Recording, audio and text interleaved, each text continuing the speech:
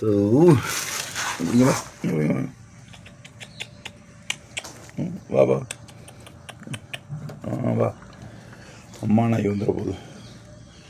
Y you should believe your mother. அது காரணம் இவங்க தான். ரைட்டா? எதுக்கு உங்கள் அம்மாவை நம்பணும். Mathematics of fuzzy mathematics. Okay, believing someone is dangerous. ஆனால் இப்படி கையை தூக்குறேன் பார்த்தீங்களா? ரைட்டா? இப்படி தூக்கும்போது அந்த போர்வெல் ப்ராஜெக்டோட முக்கியம் தான். சரியா? இதை தூக்குறோமா, இப்படி வச்சு தூக்குறோமா.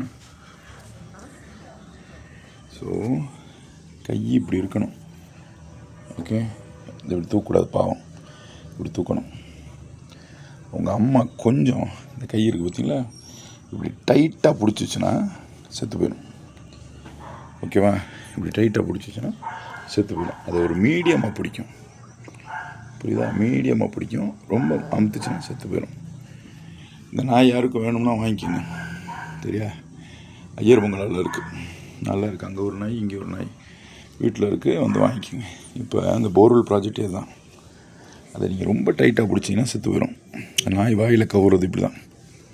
சரிதா? வாயில் கவுச்சுன்னா செத்து போயிடும். ஆனால் அந்த கை இப்படி இருக்கணும்.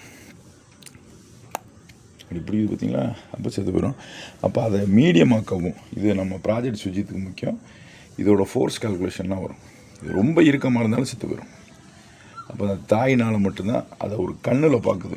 அப்படியே கண்ணில் பார்த்துட்டு இது மீடியா பைப்பில் போட போகிறேன்.